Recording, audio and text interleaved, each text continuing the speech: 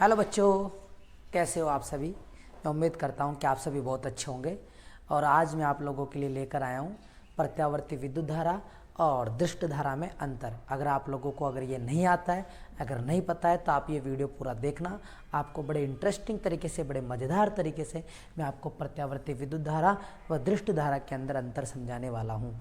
तो बहुत ही आसान तरीके से आप समझेंगे कि प्रत्यावर्ती विद्युत धारा क्या होती है और दृष्ट धारा क्या होती है। नाम से ही देखिए पता चल रहा है, प्रत्यावर्ती धारा यानी ऐसी धारा जो आवर्त रूप में चलती हो उसे अपन प्रत्यावर्ती विद्युत धारा कहते हैं। दृष्ट धारा यानी ऐसी धारा जिसकी दिशा दृष्ट होती है यानी एकदम फिक्स होती हो, वो दृष्ट धारा कहलाती है। इंग्लिश में इसे अपन अल्टरनेटिंग करंट बोलेंगे और इंग्लिश में इसे दृष्ट धारा को अपन डायरेक्ट करंट यानी डीसी बोलेंगे।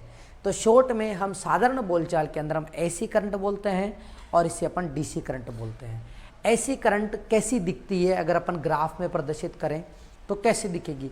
ऐसी करंट आपको ऐसी दिखेगी। ये ऐसी करंट प्लस में और माइनस में आवर्त रूप में चलती है। कैसे चलती है? आवर्त रूप में। और दृष्ट करंट कैसे चलती है? दृष्ट करंट बिल्कुल झकास सीधी चलती है, सीधी सीधी चलती है, यानी ना तो उतार चढ़ाव, कोई उतार चढ़ाव नहीं है इसके अंदर कोई उतार चढ़ाव नहीं है। ये बिल्कुल सीधी जाती है, यानी समय के साथ बिल्कुल कांस्टेंट रहती है, इसमें कोई बदलाव नहीं आता है। लेकिन प्रत्यावर्ती विद्युत धारा के अंदर समय के साथ में बदलाव आता रहता है। धीरे धीरे मान बढ़ता है, एक अधिकतम मान तक पहुंचकर वापस से न्यूनतम होने लगता है, फिर नेगेटिव होता है, फिर वापस से बढ़ता है। यानी अपन कह सकते हैं कि यह जो है एक तरीके से लगातार समय के साथ बदलती रहती है। प्रत्यावर्ती विद्युत धारा लगातार समय के साथ बदलती रहती है।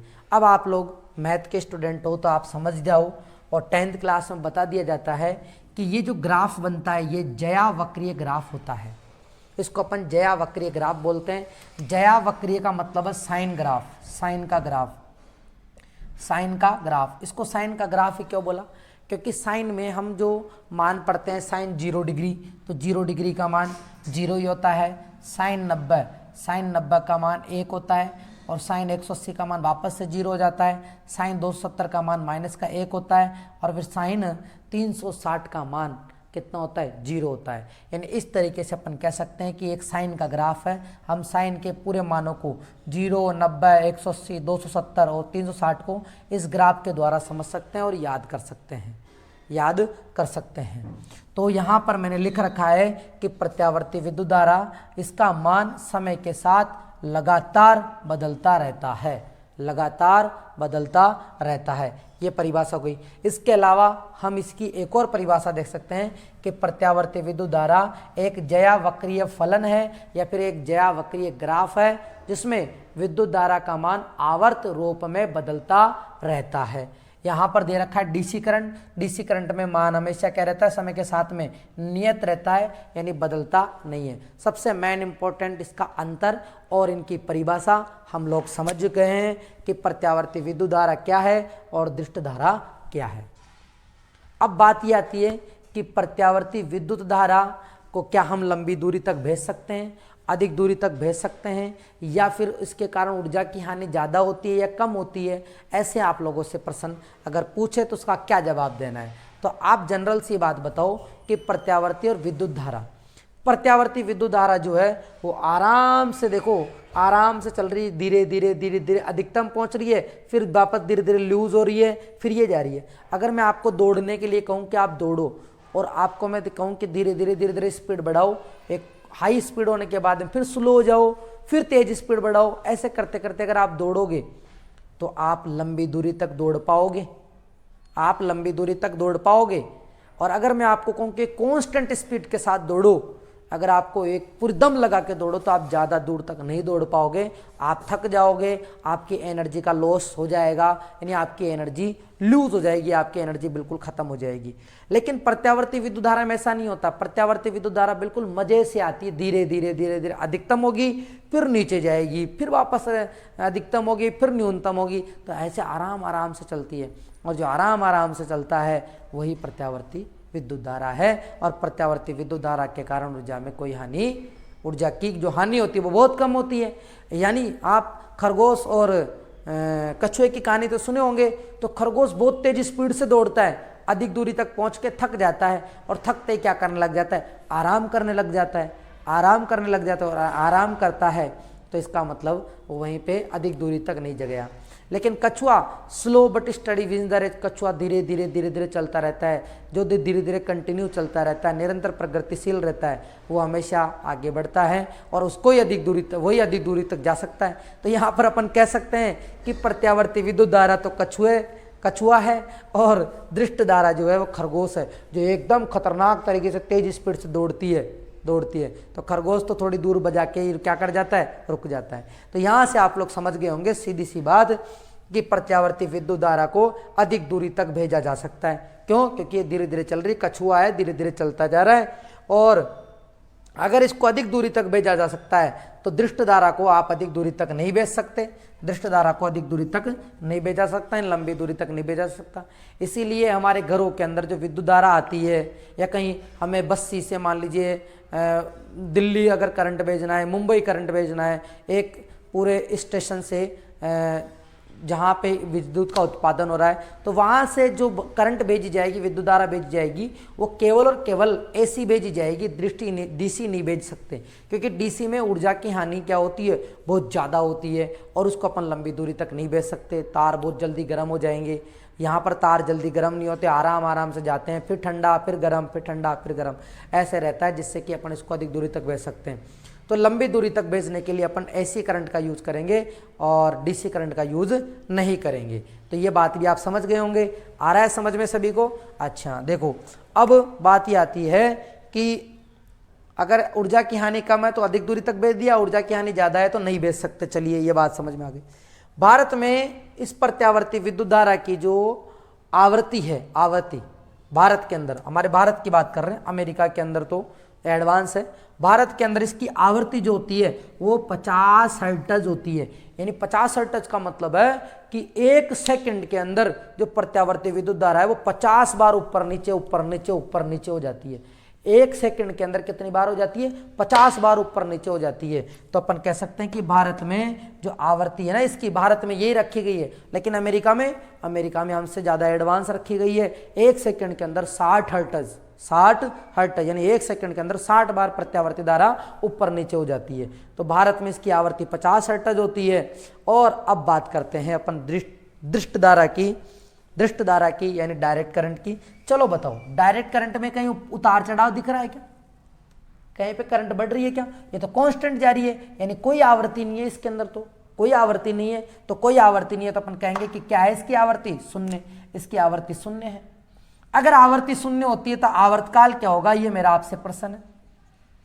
अगर आवृत्ति अगर शून्य है तो आवर्तकाल कितना होगा? अरे हम जानते हैं कि आवर्तकाल जो होता है वो 1/आवृत्ति होता है, 1/आवृत्ति होता है। तो आवृत्ति अगर 0 है और 0 का भाग 1 में लगाएंगे तो क्या आएगा? अनंत। तो इसीलिए दृष्ट धारा की जो अदृष्ट धारा का जो आवर्तकाल होता है वो अनंत होता है। कितना होता है दृष्ट धारा का आवर्तकाल? अनंत होता है, अनंत होता है। आवृत्ति शून्य हो गई और प्रत्यावर्ती विद्युत धारा की तो 50 हर्ट्ज हो गई, क्योंकि आवर्त रूप में चलता है। तो यहाँ तक हम समझ गए। अब बात करते हैं, बहुत सारे कंफ्यूज होते हैं कि सर डीसी खतरनाक होती है, डीसी खतरनाक होती है। चलो मान रहे हैं डीसी खतरनाक है, लेकिन हमारे घरों में जो आ रही है, हमारे घरों में जो आ रही है 220 वोल्टेज, उस पर कौन खतरनाक है, एसी या डीसी? तुम जो ये चार्जर लगाते हो, मोबाइल चार्जर, तो मोबाइल चार्जर के पिन को बच्चा मुंह में भी ले लेता है, तुम भी ले लेते हो, तो करंट तो नहीं आता, क्योंकि वो लो वोल्टेज है। लो वोल्टेज हो चाहे कुछ भी हो, अगर डायरेक्ट करंट होती तो खतरनाक ही होती। लेकिन 220 वोल्टेज हमारे घरों में जो आ रही है, तो हमारे घरों में एसी आ रही है। आपको ये तो पता लग गया कि घरों में कौन सी भेजी जाएगी? एसी, क्योंकि इसी को अपन अधिक दूरी तक भेज सकते हैं। डीसी तो थोड़ी सी दूर में थक थका के बैठ जाएगा, खरगोश सब तो थक थका के सो जाएगा, फिर हमारे घरों में लाइट कैसे आएगी? तो इस बात, ये बात।